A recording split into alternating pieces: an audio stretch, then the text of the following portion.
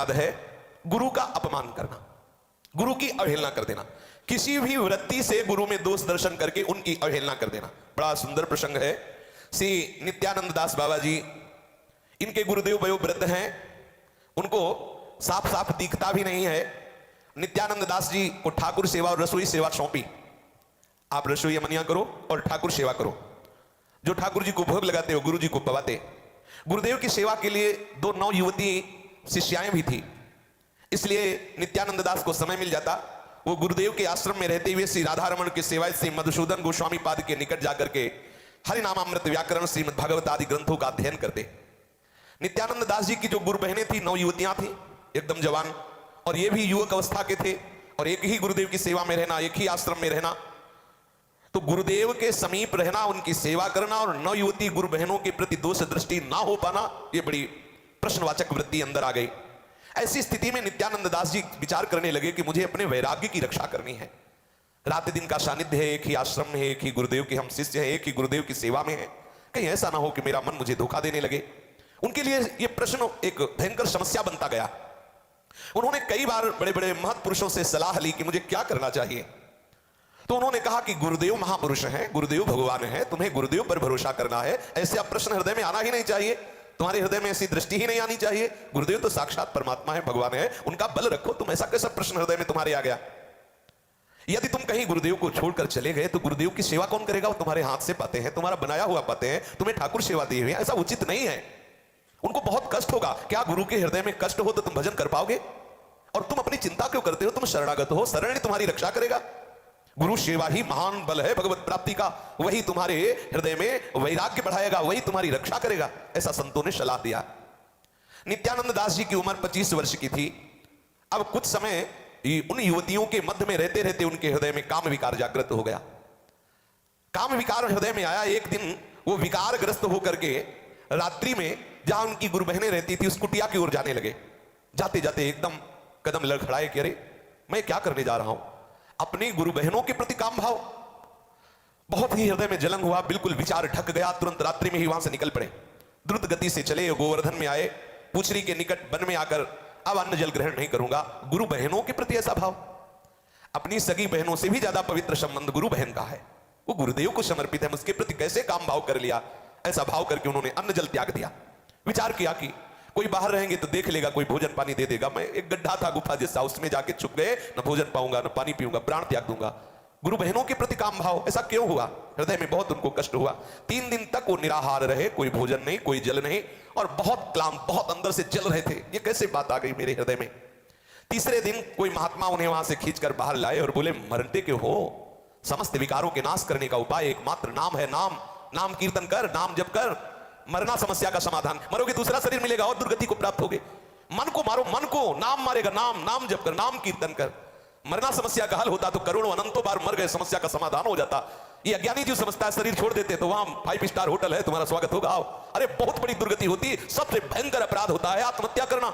ये जो आत्महत्या करते हैं बेचारे अज्ञानी, दया के पात्र हैं, जानते नहीं कितना बड़ा अपराध है आत्महत्या करना। जो दुख सुख आया है उसे भोगो, भगवत भजन के प्रभाव से विकारों पर विजय प्राप्त करो। क्या प्राण त्याग देना समस्या का समाधान है? क्या दूसरा शरीर मिलेगा, सारे विकार उसमें और बढ़ेंगे और आपको नष्ट करेंगे। और ऐसा कह करके महात्मा चले गए। कौन थे, कौन बरबस खींच कर कृपा करके मुझे बाहर लाया, मुझे कोई पता नहीं। मेरा तन मन मानो एक बार फिर नवीन जीवन मिला हो। बस बार बार शब्द गूंजने लगे, नाम जप कर, नाम कीर्तन कर, प्राण त्यागना समस्या का समाधान नहीं है। नित्यानंद दास बाबा की कुछ समझ में नहीं आया। वो अनुमान करने लगे कि कोई देवी प्रेरणा से ही ऐसा हुआ आया और मुझे मार्ग प्रदर्शन करके चला गया। अब उनके हृदय में थोड़ा सा शांति आई, थोड़ा सा नया बल आया और उत्साह में परिपूर्ण होकर नाम जप करने लगे, नाम कीर्तन करने लगे। उच्च स्वर से मानसी गंगा में नाम कीर्तन करते। मानसी गंगा के तट पर एक पुरानी टूटी सी कुटिया थी, उसमें छुप कर रहते और नाम कीर्तन करते। पर वे एक धर्म संकट में पड़ गए। सोचने लगे कि गुरुदेव की बिना आज्ञा के, गुरुदेव को बिना बताए मैं चला आया, कौन हमारे गुरुदेव की सेवा करता होगा, कौन गुरुदेव को भोजन पवाता होगा, क्या करूं, कैसे गुरुदेव को मैं सूचना दूं, कैसे गुरुदेव को प्रसन्न करूं? क्या मैं गुरुदेव के पास लौट जाऊं? क्या गुरुदेव के चरणों में जाके क्षमा मांगूं? क्या गुरुदेव की पुनः सेवा में रहूं, या नाम जप करूं, नाम कीर्तन करूं, क्या करूं? इसी उधेड़ में 2 दिन हो गए।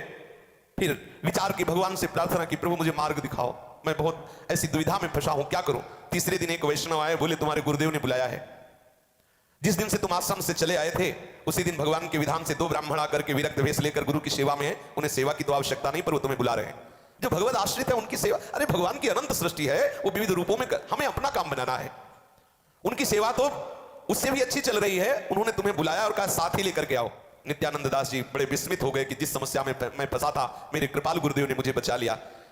जब मैं यहां आया हूं, इस कुटी के भीतर कीर्तन कर रहा हूं, तो कौन जानता है कि मैं किस समस्या में फंसा हूं। मेरे गुरुदेव सर्वज्ञ हैं, जान गए और मुझे बचा लिया, नहीं तो मैं नाम कीर्तन करते हुए भी चल रहा था। गुरुदेव अपनी दिव्य दृष्टि से मेरे को देख रहे हैं, इस बात से बड़ा आनंद हुआ। उनके लिए कोई आश्चर्य की बात नहीं है, क्योंकि जो गुरुदेव में भगवत भाव रखते हैं उनके हृदय में विशेष कोई समस्या नहीं रह पाती है। और जहां गुरुदेव में मनुष्य भाव है तो समस्या ही समस्या है। वो वैष्णव के साथ आश्रम से चले आए जहां रुके हुए थे। दूसरे दिन प्रातः काल 2 वैष्णवों ने जो विरक्त भाव से गुरुदेव की सेवा में रह रहे थे वहां पहुंचे। गुरुदेव कृपा दृष्टि से देखे और कहा, देखो तुमसे अपराध बना जो तुम बिना आज्ञा के गए, तुम्हें समस्त वैष्णवों का आशीर्वाद चाहिए तभी तुम्हारा भजन बनेगा। सब वैष्णवों को निमंत्रण किया, जो वैष्णव आए कहा सबके चरणों में प्रणाम करो और सब वैष्णवों से कहा इसको आशीर्वाद दो जिसका नाम में भजन में मन लग जाए और भगवत प्राप्त हो। तो कैसे गुरुदेव, अब गुरु का हृदय देखो कैसा होता है। सब वैष्णवों को निमंत्रण दिया, सबसे कह रहे हैं आप आशीर्वाद दो इसको, जिससे इसका मन भजन में लगे हुए भगवत प्राप्त महात्मा बने। बड़ा महोत्सव मनाया। भजनानंदी वृद्ध वैष्णवों से गुरु जी ने प्रार्थना की किसे आशीर्वाद दो। नित्यानंद दास जी प्रत्येक के चरणों में साष्टांग दंडवत होते, प्रत्येक का हाथ उनके गुरुदेव जी नित्यानंद के सिर पर रखवाते, आशीर्वाद दे से बच्चा है। कितनी करुणा, गुरुदेव की करुणा, कितनी करुणा। इसीलिए मोरे मन प्रभु विश्वास आराम अधिक राम कर दासा। इसीलिए भगवान के जो भक्तजन होते हैं जो कितने करुणामय होते हैं, कोई वही समझ सकता है जो भगवान की भक्ति से युक्त है। एकांत में ये भजन करके महाप्रभु चैतन्य देव की कृपा लाभ कर सके, इसलिए सब वैष्णव इसको आशीर्वाद दो। इसके बाद नित्यानंद दास से कहा, जाओ तुम जाओ, हमारी सेवा हो रही, तुम एकांत में गिरिराज की तलहटी पर जाकर खूब भजन करो।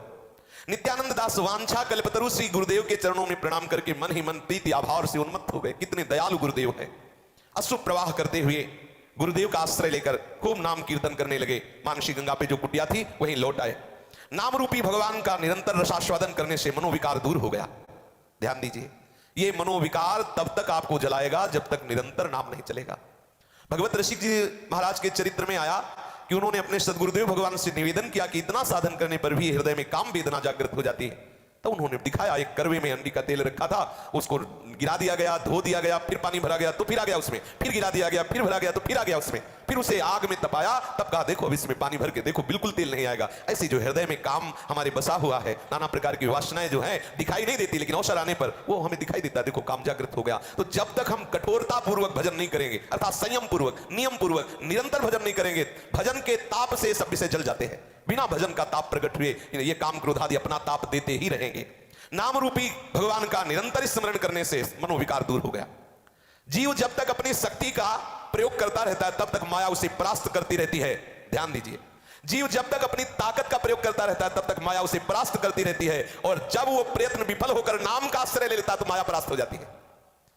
जब भगवान का नाम वो आश्रय ले लेता है, अब नाम नहीं छूटने वाला, कामी क्रोधी लोभी जैसा भी हूं अब तो नाम जपूंगा नाम, उसी समय माया परास्त हो जाती है।